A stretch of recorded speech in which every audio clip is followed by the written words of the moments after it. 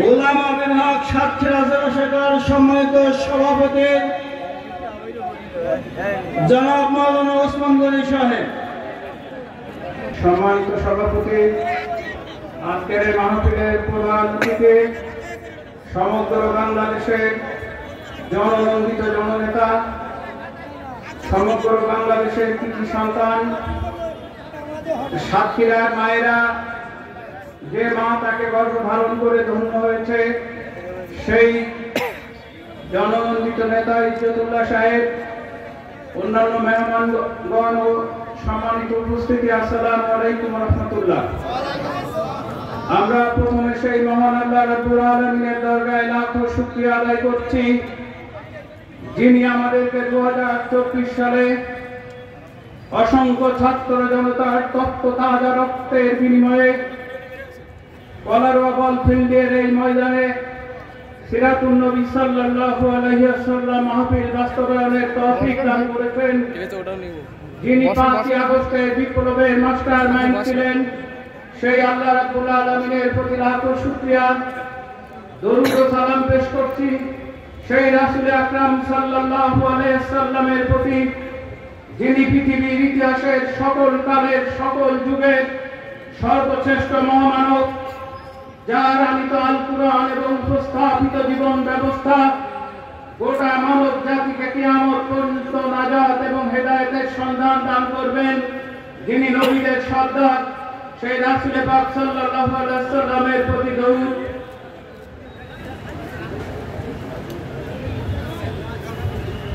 রুহের মাগফিরাত কামনা করছি সেই সমস্ত বীর মুজাহিদের সাহেবে আজমাইন এবং জুলাই আগস্ট বিপ্লবের শহীদদের, যাদের তাদের রক্তের বিনিময়ে বাংলাতে নতুন করে স্বাধীনতার সূর্য উদিত হয়েছে।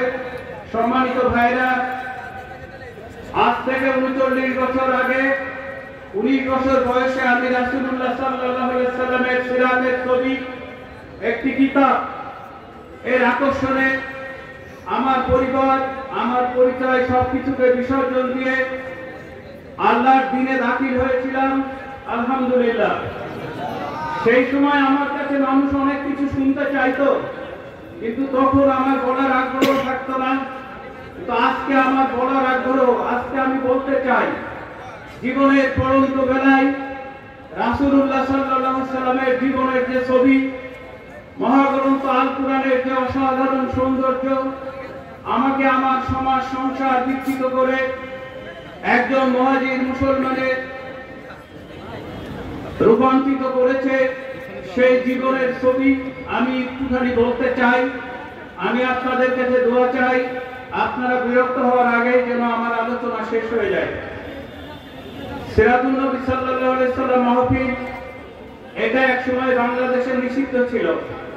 এইখানকার বড় ভাই, ছাত্র জীবনে উনি আমার বড় ভাই, উনি ঢাকাতে আমার অফিসে গিয়ে বললেন যে আব্দুর রহমান, সব মাহফিল বাদ, শুধুমাত্র সহি তরিকা মাহফিল বাদে।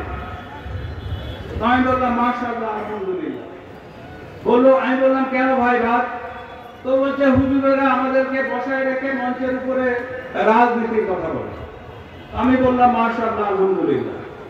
আসলে তো বাদ ছিল সরকারের সুবিধাভোগী আলেম ওলামা, যারা অনেক কিছু ম্যানেজ করে ওয়াজ করতো, তাদের ওয়াজ ছাড়া একসময় এই বাংলাদেশে দিন চর্চার সকল সুযোগ সুবিধাকে বন্ধ করে দেওয়া হয়েছিল।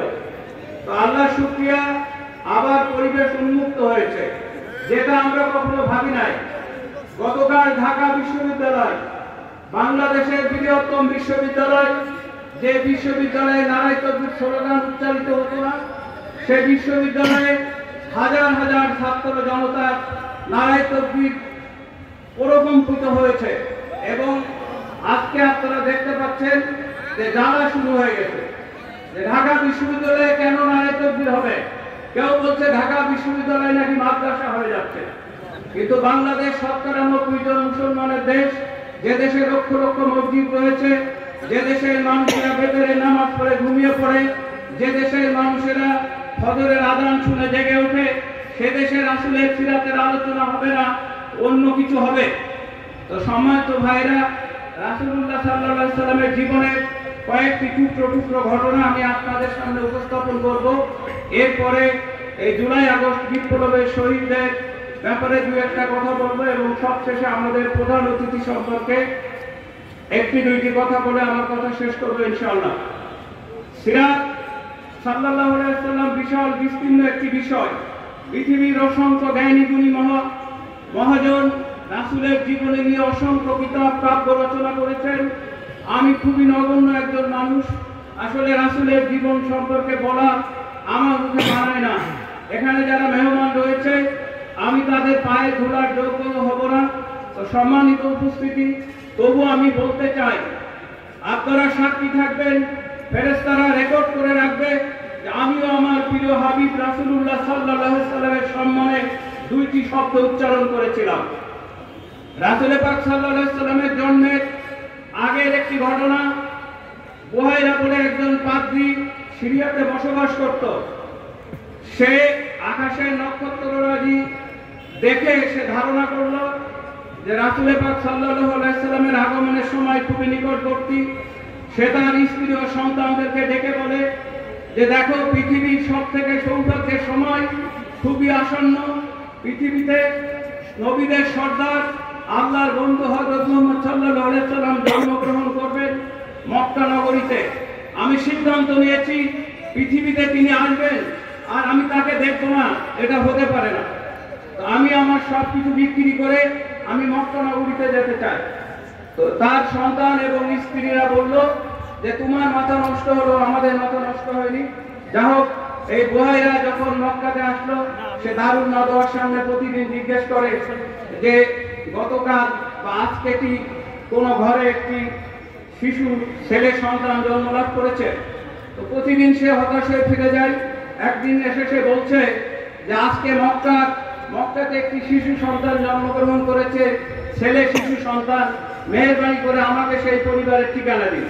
তো দারুন নাদওয়ার কর্মকর্তা কর্মচারীরা বলছে যে আমাদের কাছে কোনো শিশু সন্তান জন্মের তথ্য আমাদের কাছে নেই। তখন সে খুব বারবার বলছে যে অবশ্যই একটি শিশু জন্মগ্রহণ করেছে। সে ঝগড়ায় লিপ্ত হয়েছে এবং বলছে যে তোমাদের কর্মচারীরা সঠিকভাবে দায়িত্ব পালন করে না। তো তার পিড়াপিড়িতে চাপাচাপিতে ওই অনুসন্ধানকারী দল যখন আবার অনুসন্ধানে গেল এবং খবর নিয়ে আসলো যে আব্দুল্লাহর স্ত্রী আমেনা একটি শিশু পুত্র জন্ম দিয়েছে, তখন দল বেঁধে সবাই যখন রাসূল পাক সাল্লাল্লাহু আলাইহি সাল্লামকে দেখতে গেল, শিশু মুহাম্মদ সাল্লাল্লাহু আলাইহি সাল্লাম, তো সবাই অবাক বিস্ময়ে লক্ষ্য করলো যে এই লোকটি একটা শিশু বাচ্চাকে সামনের দিক দিয়ে না দেখে পিছন দিক দিয়ে দেখছে এবং পিছনে যখন নবুয়তের সিল মোহরটি সে দেখতে পেয়েছে তখন সে বিস্ময়ে বাকরুদ্ধ এবং সে অজ্ঞান হয়ে পড়ে গেছে। এবং তার যখন জ্ঞান ফিরেছে তখন সে বলছে, হে মক্কার মানুষ, তোমরা বের হয়ে আসো, আজকে তোমাদের ঘুমিয়ে থাকার দিন না, তোমরা আনন্দ করো। তো সম্মানিত ভাইরা, বাংলাদেশের অসংখ্য দিবস পালন হয়, অসংখ্য দিবসে আমরা ছুটি উদযাপন করি, কিন্তু আমাদের রাসূলুল্লাহ সাল্লাল্লাহু আলাইহি সাল্লামের সিরাত উদযাপিত হতে পারবে না। এটা কি হতে পারে? সম্মানিত ভাইরা, ওনার জীবনের আরেকটি ঘটনা আপনারা সবাই জানেন যে ওনাকে মেঘ ছায়া দিয়ে যাচ্ছে এবং একজন খ্রিস্টান পণ্ডিত বলছে যে তোমাদের এই কাফেলায় একটি সন্তান রয়েছে, একটি বাচ্চা রয়েছে, তোমরা তার ব্যাপারে খুবই সাবধানতা অবলম্বন করবে। আমরা তায়েফের প্রান্তরে রাসূলুল্লাহ সাল্লাল্লাহু আলাইহি সাল্লামের একটা ছবি দেখি, যখন তাকে চরমভাবে নির্যাতিত অপমানিত করা হয়েছে, আল্লাহর ফেরেশতারা এসে ওনাকে সালাম দিয়ে বলছে যে আজকে তায়েফবাসীর আচরণে স্বয়ং আশ্রয়ের মালিক অত্যন্ত ব্যথিত হয়েছেন।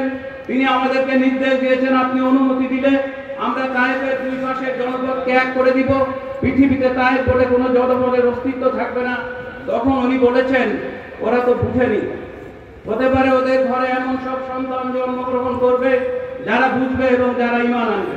এই ছোট্ট জবাবের মধ্যে কি ভালোবাসার মহাসমুদ্র লুকিয়ে আছে। রাসূলুল্লাহ সাল্লাল্লাহু আলাইহি সাল্লামের এরকম অসংখ্য ছবি, ওনাকে যারা হত্যা করতে আসছে তারা অবাক বিস্ময়ে ইসলাম গ্রহণ করে তার কাছ থেকে ফিরে যাচ্ছে। রাসূলুল্লাহ সাল্লাল্লাহু আলাইহি সাল্লামের জীবন হচ্ছে আমাদের জন্য একমাত্র অনুকরণীয় আদর্শ। আল্লাহ বলছেন, যে রাসূলকে ভালোবাসে সে আমাদেরকে ভালোবাসে। রাসূলের জীবনই একমাত্র আমাদের জন্য আদর্শ। কিন্তু আমরা অবাক বিস্ময়ে লক্ষ্য করি যে আসলে আমাদের সমাজে আমাদের জীবনে আল্লাহ দিন এবং রাসূলের তরিকা যথাযথভাবে বাস্তবায়িত নেই। আমি প্রথমে রাসূলকে চিনতে শিখেছি বেদ পুরাণ মুহাম্মদ সাল্লাল্লাহু আলাইহি ওয়াসাল্লাম, বেদ পুরাণ মহাভারতে হযরত মুহাম্মদ সাল্লাল্লাহু আলাইহি ওয়াসাল্লাম এই বইটির মাধ্যমে। ডক্টর বেদ প্রকাশ মুখোপাধ্যায় ইন্ডিয়ান একজন ইউনিভার্সিটির অধ্যাপক, তিনি সেখানে বলেছেন যে বেদে পুরাণে মহাভারতে মুহাম্মদ সাল্লাল্লাহু আলাইহি ওয়াসাল্লামের আগমনের কথা কিভাবে বলা হয়েছে। তারপরে যা হোক, একজন নিরক্ষর উম্মি ব্যক্তি পৃথিবীতে একটি কিতাব উপহার দিয়েছেন পৃথিবীবাসীকে, যে কিতাবের প্রত্যেকটি শব্দ 19 দ্বারা বিভক্ত। যে কিতাবটি পুরাণ বিজ্ঞান বাইবেল বইয়ে ডক্টর মরিস বুখারী প্রমাণ করছেন যে 1500 বছর আগে একজন লেখাপড়া না জানা, তথাকথিত লেখাপড়া না জানা ব্যক্তি অসংখ্য বৈজ্ঞানিক তত্ত্ব তার কিতাবে বলে গিয়েছেন, যেগুলো আজকে 21 শতকে এসে প্রমাণিত হচ্ছে। তো সম্মানিত ভাইরা, আমি রাসূলকে অনুসরণ আমরা কিভাবে করব এবং কতটুকু করতে পারবো? আমরা সকলেই জানি যে ইসলাম পূর্ণাঙ্গ জীবন ব্যবস্থা। জীবনের কোনো ক্ষেত্রে ইসলাম মানবো, অন্য ক্ষেত্রে মানবো না, এমনটি হতে পারে না। কিন্তু আমার কাছে খুবই কষ্ট লাগে, বাংলাদেশের মুসলমানদের অবস্থা এমন। আপনারা কষ্ট নেবেন না, আমরা মুখে মুখে ইমানের দাবিদার, আসলে প্রকৃতপক্ষে ইমানদার না। আমরা যদি শক্তিশালী ইমানদার হতাম, আমাদের পিছনের দিনগুলো এমন হতে পারতো না। আল্লাহ বলছেন, যে ব্যক্তি আল্লাহর উপর ভরসা করে তার জন্য আল্লাহই যথেষ্ট। আসলে কি আমরা আল্লাহর উপর ভরসা করি? এটা আমাদের ভেবে দেখা দরকার।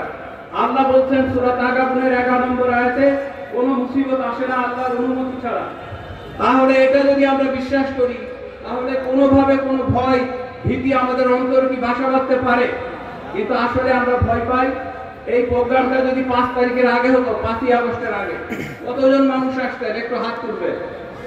5ই আগস্টের আগে, এই স্বাধীনতার সূর্য উদিত হওয়ার আগে যদি এই প্রোগ্রামটা হতো, তাহলে কি এই মাঠ জনাকীর্ণ মাঠে রূপান্তরিত হতো? আসলে হতো না। তো সম্মানিত ভাইরা, কেন হতো না? কারণ আসলে আমাদের ইমানের জায়গায় আমরা খুবই দুর্বল। এই দুর্বল ইমান, শুধুমাত্র ইমানের কারণে একজন ব্যক্তি জান্নাতে যাবে, আর ইমানহীনতার কারণে একজন ব্যক্তি জাহান্নামে যাবে। পৃথিবীর 700 কোটি মানুষ, 550 কোটি মানুষ বিনা হিসেবে জাহান্নামে চলে যাবে। 150 কোটি মুসলমান যারা ইমানের দাবি করছে, সত্যিকার ভাবে যারা ইমানদার, তারাই জান্নাতে যাবে। আমরা রাসূলের জীবনে একটি কথা বলে আমি রাসূলের জীবনের কথা শেষ করছি। তাহলে এই যে মদিনার মসজিদে পড়ন্ত বিকেলে একদিন রাসূলুল্লাহ সাল্লাল্লাহু আলাইহি ওয়াসাল্লাম এবং তার আদরের কন্যা ফাতিমা রাদিয়াল্লাহু আনহা কথা বলছিলেন ফিসফিস করে। তো সাহাবীরা বর্ণনা করছেন যে আমরা দেখলাম যে ফাতিমা রাদিয়াল্লাহু আনহা বিমর্ষ হয়ে গেছেন। তারপরে আমরা দেখলাম সে হাসছে। তারপরে আমরা দেখলাম সে বাকরুদ্ধ পাথরের মতো হয়ে গেছে। তা আমরা তাকে জিজ্ঞেস করলাম যে রাসূলুল্লাহ সাল্লাল্লাহু আলাইহি ওয়াসাল্লামের সাথে আপনার কি সব কথা হয়েছে? তো উনি বললেন যে এটা নির্দিষ্ট সময় পরে আপনারা জানতে পারবেন। রাসূল পাক সাল্লাল্লাহু আলাইহি ওয়াসাল্লাম মৃত্যুর পরে উনি বলছেন যে রাসূলুল্লাহ সাল্লাল্লাহু আলাইহি ওয়াসাল্লাম আমাকে প্রথমে বলেছিলেন, এই পৃথিবীতে অবস্থানের মেয়াদ আর আমার বেশি দিন নেই। তো এই কথা শুনে উনি কষ্ট পেয়েছিলেন। এরপরে উনি বলেছিলেন যে আমি পৃথিবী ছেড়ে চলে যাওয়ার পরে তোমার সাথে প্রথম আমার সাক্ষাৎ হবে। উনি মুস্কি হেসেছিলেন।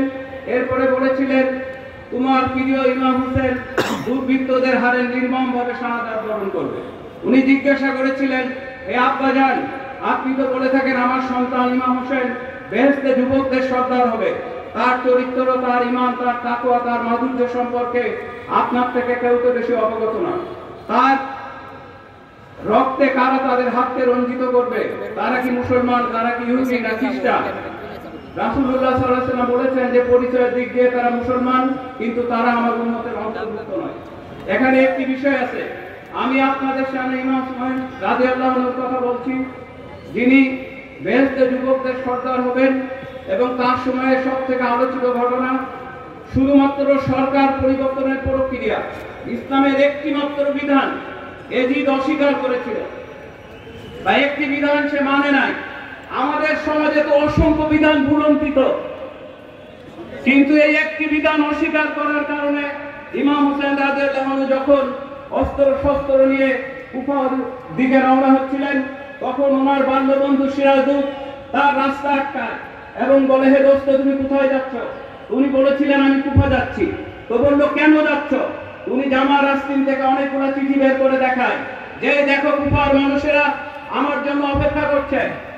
ওই সিরাজুল বলেছিল, হে দোস্ত, আমার যদি শক্তি থাকতো, আমি যদি সশস্ত্র হতাম, তাহলে আমি তোমাকে কুফা যেতে দিতাম না। তো বললো কেন? তো বললো কুফার মানুষেরা হচ্ছে এরকম, যাদের মুখ ইসলামের কথা বলে, যাদের অন্তর এবং তরবারি এদিকের জন্য উৎসর্গকৃত। আমরা বাংলাদেশের মানুষের কুফার মানুষের মধ্যে কোনো পার্থক্য নেই। আমরা মুখে মুখে ইসলামের কথা বলি, আর যখন নির্বাচন আসে তখন আমাদের অন্তর, আমাদের রায় ইসলামের বিপক্ষে পেশ করে দেয়। এখানে কি ইমান থাকে? আমরা কেউ কি আমাদের সন্তানদের নাম এজিদ রাখি? আমরা কি হাসরের ময়দানে এজিদের অনুসারী হতে চাই, না ইমাম হোসেনের অনুসারী হতে চাই? সম্মানিত বন্ধুরা, আমি রাসূলের সিরাতের উপরে আর কথা বলবো না। আমি ওই সমস্ত শহীদদেরকে আবারও শ্রদ্ধার সাথে স্মরণ করছি। 1800 শহীদ, 1800 শিশু, বাচ্চা, ছাত্র, যুবক, যারা অকাতে বুকের রক্ত বিলিয়ে দিয়েছে।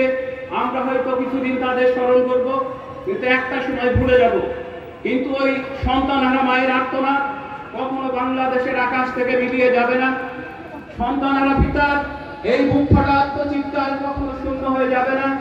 ভাই হারা বোনের গুণগানি আমরা হয়তো শুনবো না, কিন্তু তাদের কাছে আমাদের যে দায়বদ্ধতা তৈরি হয়েছে, খুব শীঘ্রই এই দায় মুক্তির সনদ দিতে হবে আমাদেরকে। সম্মানিত উপস্থিতি, বৈষম্যহীন ছাত্র আন্দোলন কি ছিল তাদের লক্ষ্য? কেন তারা জীবন দিয়েছে? একটি বৈষম্যমুক্ত সমাজ গড়ার লক্ষ্যে তারা তাদের রক্ত ঢেলে দিয়েছিল। আমরা যখন শহীদ পরিবারগুলোর কাছে গিয়েছি, আমাদের সম্মানিত রাহবার ডাক্তার শফিকুর রহমান সাহেব, ইতিমধ্যেই আমরা 985 জন শহীদ পরিবারে 17.5 কোটি টাকারও বেশি বিলিয়েছি। প্রতিটি শহীদ পরিবারে 2 লাখ টাকা করে। যারা আহত তাদের চিকিৎসা বিল আমরা পরিশোধ করেছি, এবং আমরা ঘোষণা করেছি শহীদেরা কোনো দলের না, তারা বাংলাদেশের সম্পদ, তারা আমাদের পরিবারের সদস্য। আমরা যদি 3 বেলা 3 মুঠো খেতে পাই, তারাও ইনশাল্লাহ খাবে। সম্মানিত উপস্থিতি, এখন আপনাদের সামনে জানতে চাই, একটি দল তারা খুবই পেরেশান, খুবই ব্যস্ত, বড়ত্বের অহংকারে তারা নিজেদের পজিশন সম্পর্কে বেসামাল। আমি একটা ঘটনা বলবো। আজকের ইজ্জতুল্লাহ ভাই রাজশাহী বিশ্ববিদ্যালয়ের সিনেট সদস্য। এই সিনেট নির্বাচনের কাহিনী আপনাদেরকে বলছি। এই সিনেট নির্বাচন যখন অনুষ্ঠিত হয়েছিল, তখন আমরা রাজশাহী বিশ্ববিদ্যালয়ের ছাত্র ছিলাম, এবং কথা ছিল একটি বড় দলের সাথে আমাদের ঐক্য ব্যানের হবে। আমরা সেখানে 10টা আসন চেয়েছিলাম 25টার মধ্যে। আমরা বলেছিলাম, আপনারা বড় দল, আপনারা 15টা নেন, আমাদেরকে 10টা দেন। ওনারা বলেছিল যে আপনারা 2টা পাবেন। জীবনে কখনো কি কেউ সিনেটে আপনাদের লোকেরা আসছে এবং হেসে দিতে? আমি সেই মিটিং এ ছিলাম। আমাদের রফিকুল ইসলাম খান, উনি আদালতের সিদ্ধান্ত ভায়োলেশন করে উনি বলছেন আমরা এককভাবে ইলেকশন করব। সবাই অবাক হয়েছে এবং ওরা খুব হাসছে যে বলে কি, ছাগলের 5 নাম্বার ট্যাঙ্ক, 10 নাম্বার ট্যাঙ্ক এইসব বলছে। তারপরে যে সিনেট নির্বাচন হয়েছিল, আলহামদুলিল্লাহ সেই সিনেটে তার একটি আসনও পায়নি। আমি আপনাদেরকে বলতে চাচ্ছি, 5 তারিখে বাংলাদেশ পরিবর্তিত হয়ে গেছে। 2024 সালের জুলাই আগস্টের আগের বাংলাদেশ, আজকের বাংলাদেশের অনেক পার্থক্য। এই বাংলাদেশ ইসলামী জনতার বাংলাদেশ। বৈষম্য বিরোধী শহীদরা এই জন্য জীবন দেয় নাই। একদল চাঁদাবাজের হাত থেকে রাষ্ট্রের আমানত আর একদল চাঁদাবাজের হাতে অর্পিত হবে। এই জন্য কি তারা জীবন দিয়েছে? আমরা দায়িত্বহীন ভাবে বলতে চাই, তারা কোলারুয়ার মাটি, ইসলামী আন্দোলনের ঘাঁটি। আগামী নির্বাচনে অধ্যক্ষ ইজ্জতুল্লাহ সাহেব কোলারুয়ার কৃতি সন্তান নন, সাতক্ষীরার কৃতি সন্তান নন।